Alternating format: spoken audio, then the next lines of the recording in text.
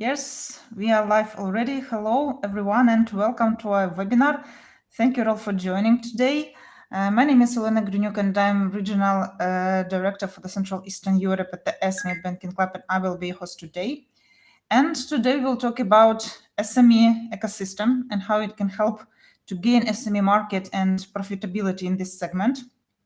And I'm very glad to be joined today by Maciej Salata, Consulting Director in Corporate and SME Digital Banking at Comarch, Poland. Hello, Maciej, and welcome. Hello. Okay, so before we go to the topic, let me mention some organizational moments. So our webinar is scheduled for 45 minutes. We are recording this webinar, so right after we finish, you will receive a link to the video and the presentation. And in the end of the webinar, we will have time for questions. So please type your questions into the chat. So let's go to the topic.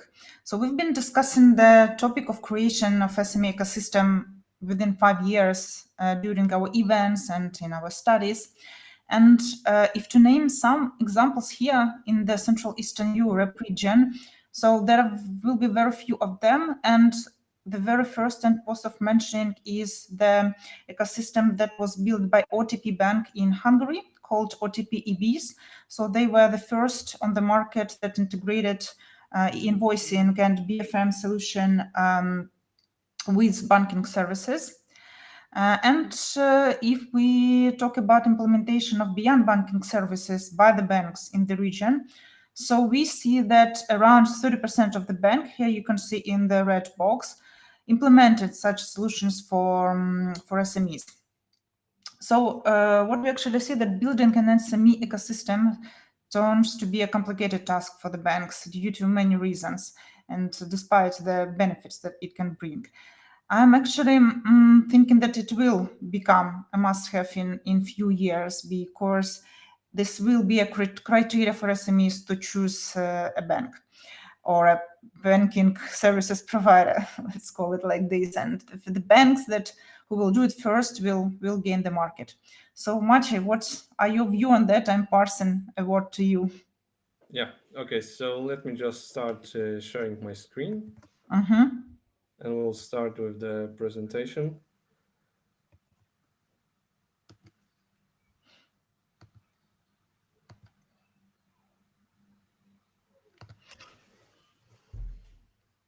Yes, we can see Okay. it. Yeah. So I bet you can see the screen now. So just like you said, Elena, right? The concept of SME ecosystem has been around for a couple of years, yet still many banks are hesitant to implement it.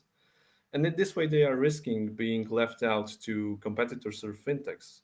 So I want to show you how you can avoid this fate and how you can actually reap some benefits from implementing of such ecosystems. We'll be covering three topics today. Since you are already very busy at your offices between making laundry and taking care of your children, so the presentation will take around 20-25 minutes. We'll be focusing on three topics. First of all, we'll talk about how to increase client engagement, how ecosystems help with that. Secondly, we'll be talking about how you can gain architectural agility, which will allow you to actually better position yourself for the future. And thirdly, we'll discuss how ecosystems can be used to unlock new revenue streams, so to get additional money to the bank. First of all, let's start with client engagement. As we probably all know, SME clients, they are a problem, right? You have those segments like retail customers, which is a mass segment where you have many customers that are pretty easy to serve because they have consistent products, yet they offer limited profitability per unit. On the other hand, you have corporates, which clearly offer very high profit per each entity, but they are more demanding, they are more costly to serve. And yet in the middle, you have the SMEs, which combine actually the worst of both worlds. So they don't give you as much money as corporates, but they are more demanding than the SME clients. And the case is often that such clients are underserved by the bank because they are low priority. They are not the ones that are bringing you a lot of cash in an easy way. And this is confirmed by the service. The service said that just 32% of SME clients feel that their banks understand their small businesses. This is about understanding the needs of small businesses, which are not like not like the single person companies, but there are more like smaller corporations which require all of those things, like for example accounting. They require to manage payroll, they require to do some cost optimizations, they want to have access to financial analysis, they want to do some e-commerce, and of course they are constantly worried about data security. So those are the needs of small companies, but they don't have as big departments as the corporates have. So where do they look for solutions? The first thing they go to is they go to Google, which leads them to fintechs. So how do we persuade them to go to the bank instead of going to the fintech companies which offer those shiny new products in those areas? Well, the short answer is that you cannot persuade them easily. You have to attract them. You have to offer them more value. You have to offer them something more than the fintechs are offering and something that they need. So you start with respect, you start with addressing their most direct needs. As a bank, if you want to attract such customers, you want to become their center of attention. So you want to become the place they go to when they want to do business. You want to help them with accounting, you want to help them with business intelligence, and so on. So this is the idea of SME ecosystems, how to attract the clients so they are more fulfilled with the services that are offered by the bank than with any other services. But as a bank, you might think you want to focus on your core business. So you want to focus on selling loans, you want to focus on selling deposits, you want to focus on selling other commercial products. And I bet that this is the same idea that the guys at Amazon, they just wanted to sell books, but it turned out in a completely different way, right? When it comes to business, your value, what you want to do, your core business is not delivering banking products. It's actually delivering value to your clients. And those SME clients, they want to have something more, just like Amazon's clients. Amazon grew to a global platform instead of becoming just a bookstore like its most famous competitor, Barnes and Noble. So they started at more or less the same place in 1997, but thanks to the different idea, thanks to Amazon's bigger idea of becoming the store of everything and then becoming a global platform, they were able to expand their business in an exponential way. So in banking, you can also replicate this success. What you want to do is you want to offer your clients the platform so that their engagement is increased. So, of course, you start with the basics. You start with the digital platform, but you need to expand it. You need to add more services, which include those mentioned, like accounting, business intelligence, and so on. But you also want to be ready for the future. So you want to expand, you want to offer more services, and you want to be able to further enhance the platform as the years go on by employing, for example, additional fintech solutions into the platform as well. So what we have here is more or less like Maslow's hierarchy of needs. The SMEs, they also have their hierarchy of needs. We start with the base, we start with security and convenient access. And this is where you already have an advantage over fintechs because you are a bank and you have a brand. And that bank's brand guarantees security. What you also want to do is you want to give your clients more convenient access to the tools that they actually need.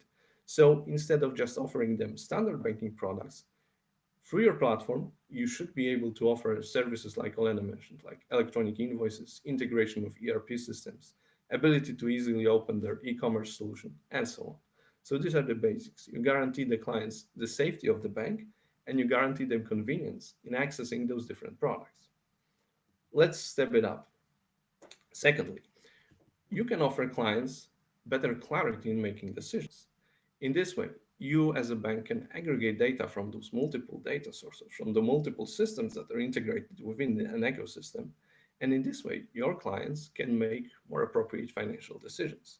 So apart from viewing the balances of accounts in your bank, you can also integrate balances of accounts in other banks, or by using connectivity to, for example, an ERP system, you can readily give their clients access to, for example, invoices, which are placed in the ERP system so that the user can easily track everything within his banking platform. So this is step number 2, where we give the clients the clear view of their whole financial situation using not only banking products, but using other products that would otherwise not be available on the banking platform.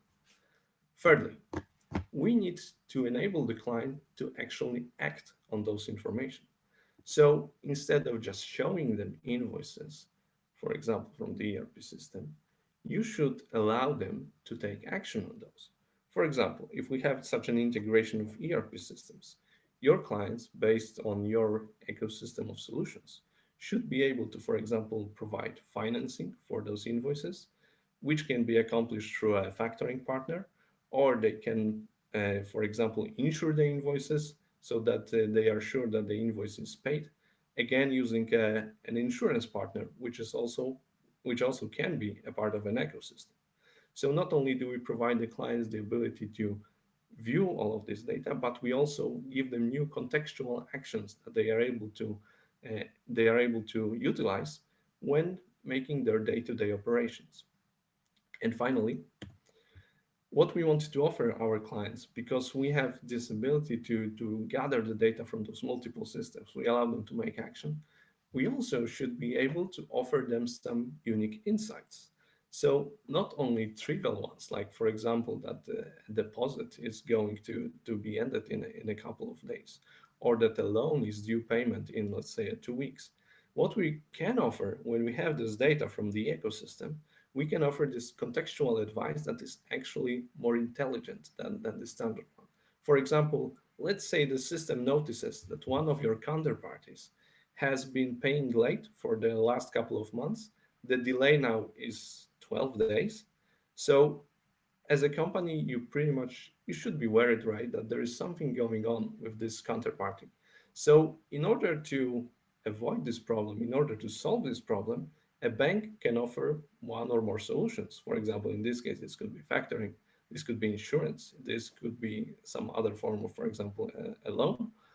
And in this way, you can actually help your client and engage him so that he is more satisfied with what the bank is offering, not only by providing him the obvious insights, but also by providing him information about solutions that he might have not thought about. So there we have it. We have this multi-dimensional engagement model, which not only crosses the banking products, but also crosses all of the products that are connected throughout the ecosystem. So in this case, we're talking about ERP, insurance, factoring, supply chain financing, but there can be many more products that are integrated as part of the ecosystem so that your clients can get access to very creative solutions to their day-to-day problems. Now, for this, we have a challenge, right? Because not all of the banks, they have those architectures that allow them to communicate, that allow them to integrate those different fintech solutions. So how do we gain this architectural agility?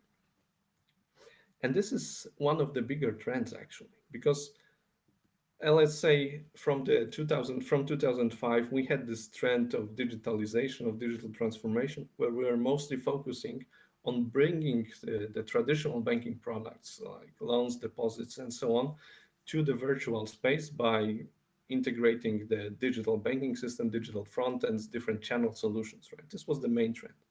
But for a couple of years now, since the birth of the idea of those ecosystems or platforms, there has actually been a much bigger trend of banking as a platform. So this is not only focused on bringing those products to the digital space, it's more focused on actually enabling this engagement of combining those different products, those different services that are developed as microservices. This is about open APIs, so the connectivity between solutions. This is about agile, so delivery of solutions in small chunks in a very quick way. And this is about cooperation and integration with fintechs. So what is the difference between the standard digital platforms, the digital platforms of the future, and the monoliths, which are often present in the banks? Let me show you that on an example. Let's say you are in the business of serving coffee to your clients. This is an easy way how we can demonstrate this difference between the monoliths and open platforms. Your business is serving coffee, so your clients can get coffee, for example, from a coffee machine. And this is a typical monolithic solution. So this is a solution where you insert a coin, you get a coffee, right? Very simple. In case of open platform, it may seem a little more complex at the beginning because you need to combine different resources. You get electricity, you get water, you need to have a kettle, and you need to have coffee beans in order to make coffee, right? So it may seem more complex at the beginning, but it gives you a little more agility when it comes to further development in the future. So let's say your clients' tastes have changed, and now they don't want coffee, they want to have some tea. So in order, if you have monolithic solution, you can replace the whole solution with a completely new machine, which is costly, or you can ask the vendor to make changes, which doesn't give you control over the overall solution. And in case of an open platform, this often doesn't require the change of the whole platform. It requires change of just one of the components. So translating this into banking space, let's say you have a foreign transfer, you need to get some data to make it happen, right? You need to get, let's say, the FX rate from the dealing engine. You need to get fee amount from the fee engine, show it to the client. Then when the client approves the transaction, it goes to the Swift network for execution. Let's say you want to make change to the process and you say, okay, I want quicker cross-border transfers so you can exchange one of the components, let's say to Ripple. So this is what the platform gives you. This is the possibility that the platform gives you. You are easily able to replace one of the components, and you are able to act in a more agile way. And such composable platforms, they are already here with us. For example, Newton, which is an endeavor which was done by ABN AMRO, it's a lending institution, right? It's a digital lender. And this was completely done in a new way as a platform. So ABN AMRO, it started with a core from Mambu. It started with Salesforce as a CRM for this solution, Amazon Web Services as the backbone, and also some additional solutions for onboarding KYC, essentially all cloud solutions. So in this way, ABN AMRO was able to make this happen in just a few months, and using predetermined pre-installed components. In this way, it was very fast, it was very agile, and it allowed them to launch this platform, very new, completely digital platform in a very short time. So as you can see, there is a lot of power when it comes to combination of those different elements into a whole ecosystem, into a whole platform.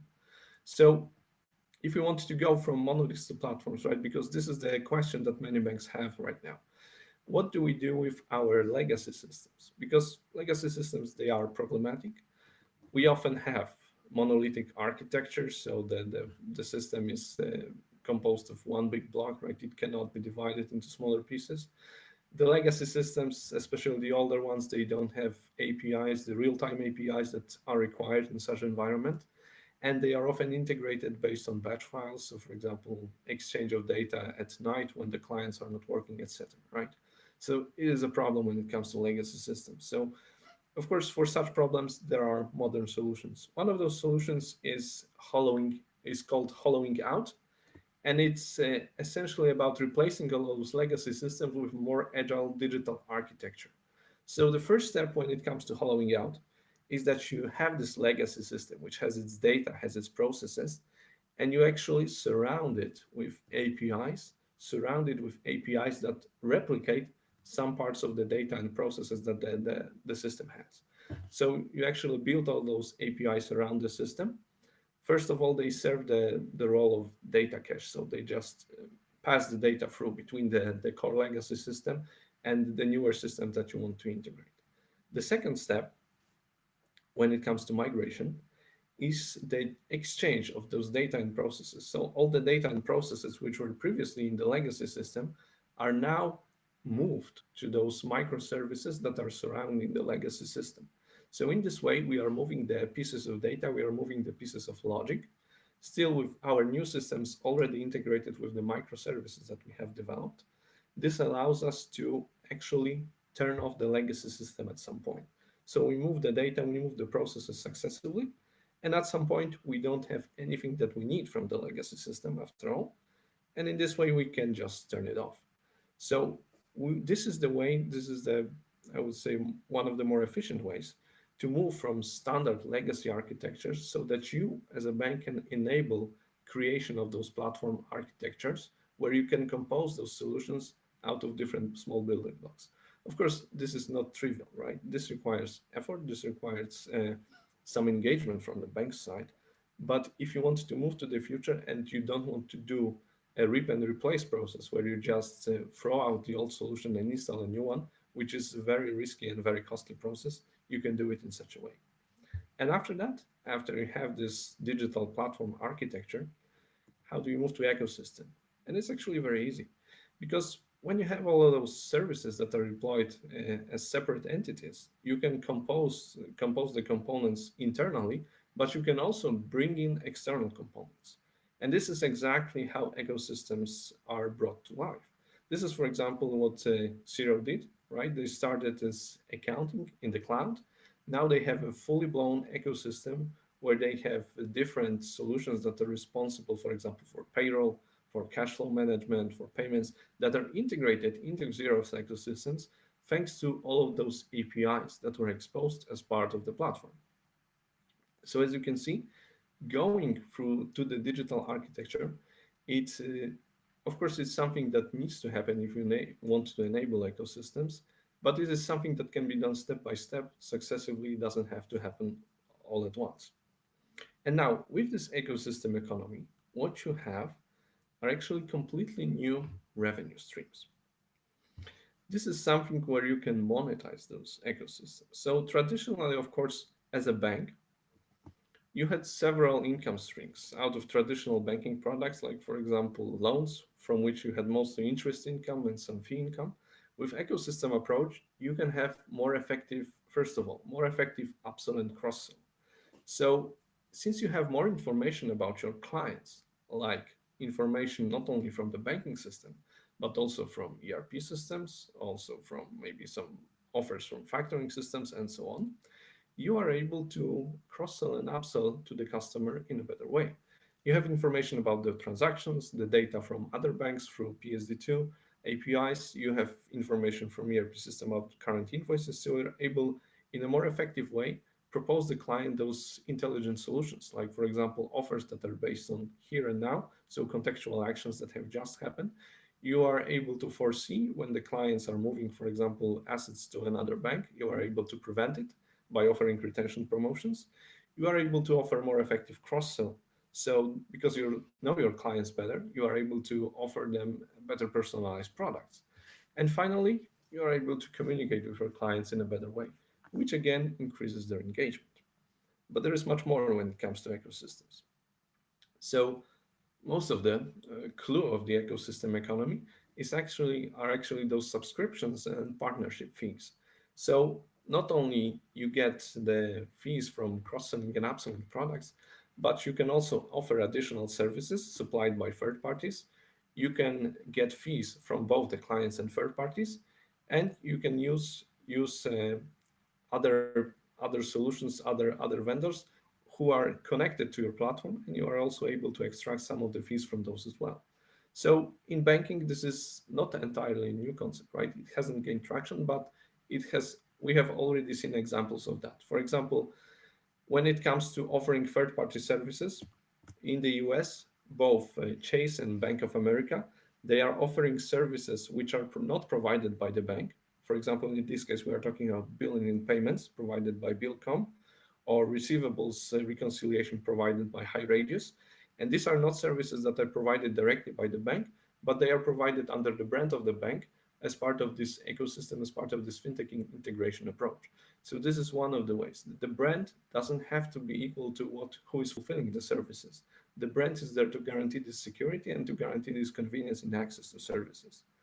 And when it comes to services, you, as a platform administrator, you can dictate the fees based on popularity. For example, when we are talking about popular platforms, they take a substantial cut from the services, that are offered on the platform.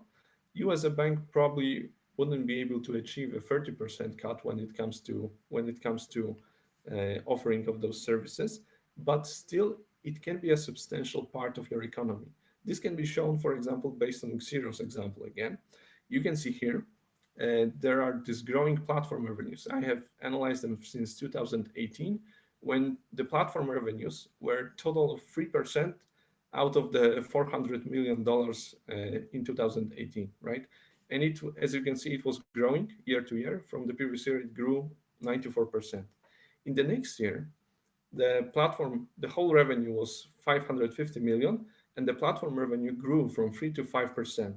So as you can see, not only is Xero as a provider growing, but also the cut that is reserved to the platform revenues is also increasing as well. So as you can see, in 2020 it was even bigger. So not 5%, but 7%, and it was growing year to year. It's almost doubled. And so this is the part where actually you can see a lot of growth for Xero, which will probably shift to more promotion of those kinds of services in the future. As you can see that there's mm, a lot of more growth happening in this area, and this is something that actually signals well for the future when it comes to the platform economy, when it comes to the ecosystem economy. There's also one more thing. Apart from those apart from those subscriptions, we also can get services fees.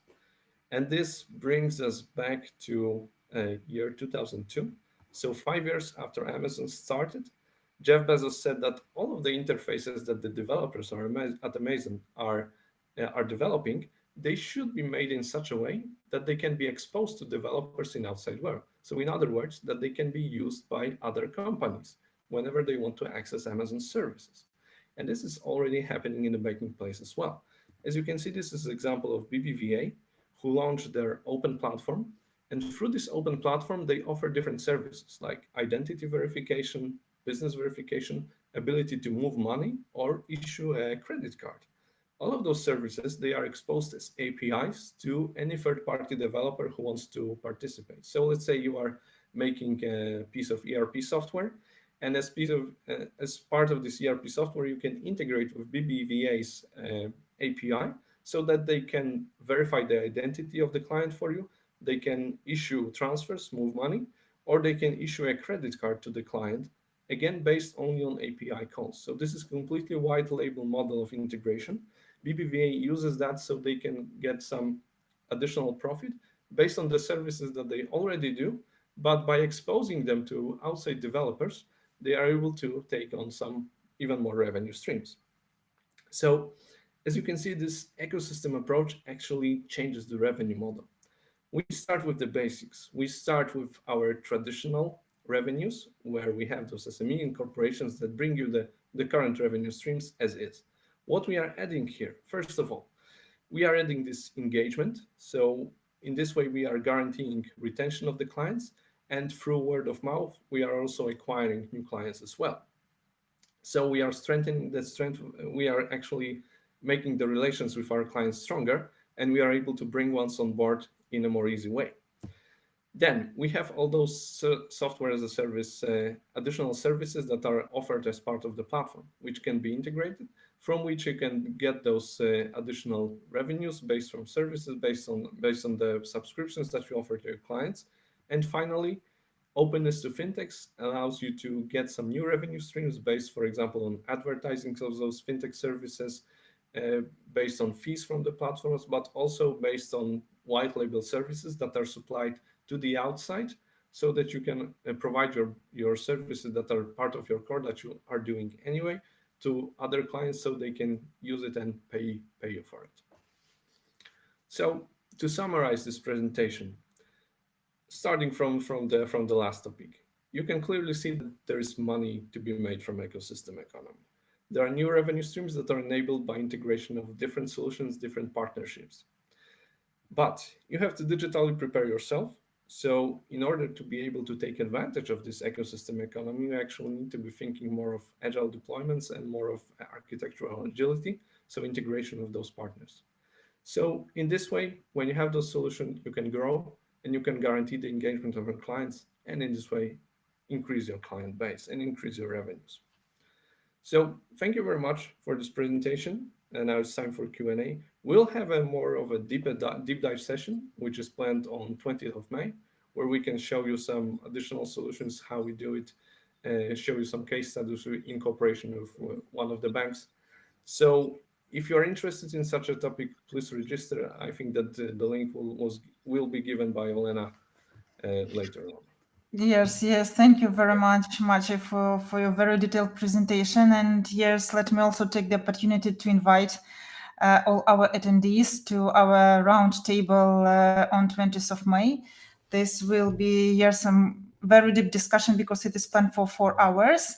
And also all the participants will be engaged in the discussion because they will have an access to the microphone and camera. So everybody is invited to discuss this question. And also, I think we will be able to show some demo of the elements of SME Yeah, of ecosystem. course, So to go to definitely. a really deep discussion. So yes, we will send the link to the registration and the detailed agenda after the webinar. So you're welcome to attend. And let us go to the questions. We have already some, so let me read them. So first question is from Benny. Basically, for banks, it means survival or the fittest. Whoever most effectively meets the client requirements would survive. And the continuation, I believe ecosystem also helps connect SMEs investors like P2P lending and results in quick access to funds for SMEs at reasonable lower cost. If you could elaborate the point, would be good, and good presentation. Yeah, Matt, so yeah, yes, would absolutely. you? I agree with Benny that the ecosystem approach allows clients to actually get better access to financing, because especially when we are talking about smaller or newly established SMEs, we are talking about entities which do not have the proper years of credit history at the bank, right? So it's much more difficult for them to get lending. And through this ecosystem approach, you can actually introduce partners that would be willing to take more risks and would be able to serve such clients. So in this case, this gap where the banks would usually not serve the clients below a certain threshold, this can be now accommodated by fintech partners who have different risk models, for example, based on AI. So in this way, the bank will have a more complete offer, right? Because this is something that would otherwise not be done by the bank, and this allows SMEs to get better access to funding. So that's absolutely right. Yes, exactly. And we have a thank you for interesting presentation from Marka. Thank you, Mark, for your comment.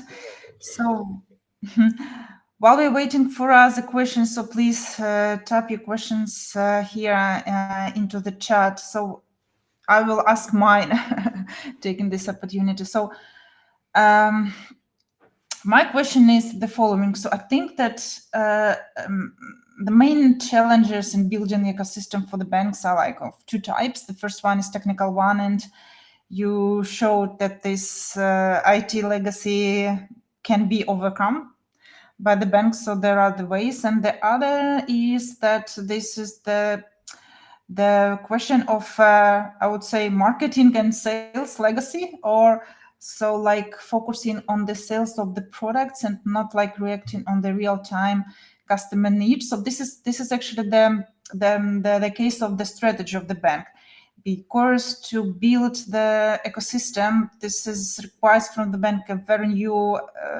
operational model, which is completely different from the traditional business. So what we actually see here is that if banks start implementing some platform banking, so they now prefer, when we see some examples here on the market, so that they prefer to have it like a separate business line or a separate product, to have a separate team on them, and like separate everything, the communication, marketing, and sales, separated from the traditional banking, because still traditional banking is bringing the profits that Yeah, can so be invested, yes, to these new solutions. this is the approach, Yes, right? what are your suggestions? This is what happened exactly, for example, with ABN AMRO, right? They wanted to implement this completely new system. They made a new brand for it. So this is the way to do it in a very low risk way, right? You have low initial investment because they were integrating the pre-made solutions, and they had low risk because they didn't have to rip and replace their existing systems. They just focused on building a new digital institution. So this is I would say one of the easier ways, right, to make a let's say to make your foothold, to establish your foothold in the digital space, in the ecosystem space. So you just make a spin-off. You start in agile way. You start with MVP, and as it catches on, you begin gradually replacing your traditional offering with what is offered by this new brand.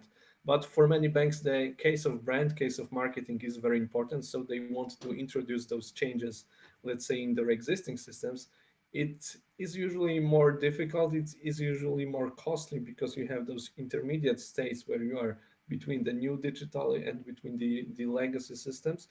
But it, of course, it can be done. It just may take a little more time, a little more space. That's why it's often advocated to start with the smaller endeavors, right? Start with the MVP, start in an agile way. So in this way, you can essentially fail fast, right? You can see if your idea catches on, or if it's something that needs to be reworked, and then you can approach the market with a different value proposition, so that you don't invest in a, let's say, 10-year multi-100 million euro project, and then end up in a place where the in a place that essentially is very far from where the market currently is. So from my perspective, the agile approach is always preferred. That's why we also have this. I have also talked about this ability of hollowing out, right? So you can start adding new systems and replacing your legacy systems gradually. In this way, you have more effective use of your resources, and you are risking less than in case of a complete overhaul, big bang launch.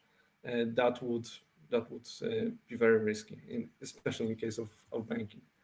Yeah. And my next question here is, what is your estimation? What is the minimum resources are needed from the banks in terms of timing, in terms of people to launch at least the MVP and test the idea? And I see actually this is the question, the same question from Nadine. So yeah, so how long does it take to transform the process? Yeah, it actually, as you said, it's more of a strategic decision for the bank, right? If you want to start with a single process, right, a single process or a couple of processes, as you can see in case of lending, right, it can be done in a couple of months. When we are talking about the whole digital transformation, usually the projects of this magnitude, when we are talking about digital transformation in banking, to complete, to have the all of the features, the whole feature set, it takes around maybe 2 years to complete, right? But it requires effort from bank side, from the vendor side, right? But it is possible in such a time frame. When we are talking about banks that are more slowly to adapt, they don't have such a very pronounced strategic goal of going digital or making a banking platform, then this process can drag on for 5, 10 years, right? This depends on the motivation, on how the banks actually want to, how ambitious they are, and how fast they want to get there, right? Because it's Mhm. usually the trade-off when you want to do something more slowly. Of course, the technology becomes cheaper and cheaper, and then you are able to save some money. But if you want to be first on the market, right, usually you have to invest something upfront. Yeah. And what is the minimal team of the people is needed to push the transformation in the Okay. bank? Yeah. So transformation actually it needs to start at the C level, right? Without the C level executives, there is no talk about transformation at all, right? It has to be a directive which essentially takes the whole bank with it. For example, ING, when they were introducing their one way of working, right? They started with C level, with the C level announcing that ING is becoming an agile brand. ING is becoming more of a not only just a traditional bank, more like a software house where all people are communicating, where all people are working together on bringing the ideas to life. Where they were talking about destroying all of those silos that were previously there, and this is an effort that takes years, and actually it needs to involve the whole bank basically to work, right? Because it's not only about the technological transformation, about the digital transformation, it's about the mental transformation, which is usually more difficult for people who are set in their ways, right? But if you want to become the brand that will be a leader in the future, this is absolutely something that needs to happen, right? You can Yes. start with some smaller departments, as we have said. You can start with some parts of the brand, right, and transforming them to digital. But essentially, if you want to be a leader, you need to go all the way. Yeah, I agree. Actually, ING, I think, was the first bank here in this region that were Yeah. mentioning the banking as a service. That they will be interested in this strategy. So that's what you showed. Yeah, also and the as you can see, example. ING, they are very good at implementing this strategy, right? Mm-hmm. Yeah, Because yeah, they essentially became agile, right, with their teams that are made of people from completely different departments working towards one single goal, and this is bringing value to the clients, right? Bringing innovative products, solving their problems. And this is what needs to happen, right? You need to have yeah, interdisciplinary teams which are working toward the common goal, and by accessing those people with diverse backgrounds, you are able to actually create ideas, create innovative ideas, because innovation is not about inventing something new. It's usually about different combining old things in a new way. For example, when we have the smartphone, which is a combination of a mobile phone and a computer, right? Now for us it's obvious, but in the early 2000s, right, it was something that was never thought of. And that's how innovation happens, right? You need to bring people from with different experiences, with different backgrounds, so that you combine them, and in this way you can deliver something new, some new value. yeah, yeah, exactly. Okay, let me continue with the questions from our attendees. So, question from Govinda: how reliable is credit scoring mechanism to shorten SME lending process? If you can comment, because SME lending, this is not actually the concrete topic right now. We will be discussing it during our next webinars. But much if you can comment here. Yeah. So when it comes to the credit scoring mechanisms, uh, it actually depends again on the model that you take, right? Because when we are talking about credit scoring, it can be based on multitude of different factors, right? We can have those processes when we are talking about, let's say, straight-through processing, when we have those easy cases where we have the complete financial history of a client at our disposal, we have ability to get data from some national regulator or somebody that has information about the current credit score, right? It's usually you are able to implement the credit scoring process in more or less automatic way. But when we are talking about cases that are usually done manually, uh, this is something that can also be accommodated, but using more sophisticated models, which combine both artificial intelligence and people working alongside the AI. So in this way, we can guarantee the reliability of the process, because thanks to AI, we are only focusing on the real outliers, on the real cases that need analysis. And based on our previous cases that we've had, the AI is able to sort, let's say, 80% of them, and is able to give a proper credit scoring, and in this way lower the burden on the advisors that are actually working on the credit process. So in this way we can make this process more reliable by using newer technologies, right? If this was the question. And Yeah. Yeah, and what we actually see in the region is that now usually the credit process is a mix, like this is fully automated for small tickets with the usage of credit scoring, decision making, and mixed one, for example, for a more complicated or for bigger tickets. So this is it. Okay, we have next question from Benny. So what I like in ecosystem model is it brings in more transparency and more level playing ground. This is applicable for trade finance, where the processes, documents are digitalized. But then I believe cybersecurity and fraud would be of paramount importance. This data would be the key and needs to be protected. yes, Yes. that is absolutely true. The process brings more transparency. So this is about taking control, right? The banks are very used to having the full control of the process, full control of the experience. And in the ecosystem model, when they become the provider of the platform, they essentially agree to losing a little bit of this control, right? Because some services in the platform are provided by different vendors. But this can be outweighed by the revenue streams that they get, and in this way for the client it's more transparent. The banks get additional revenues, and the participants of the platform, they also get a share of profit share of business that was otherwise reserved to the banks, right? So this is I would say a triple win situation in this case. And as you said, exactly, the fraud protection needs to be heavily invested in, right? This is something that absolutely needs to be in place.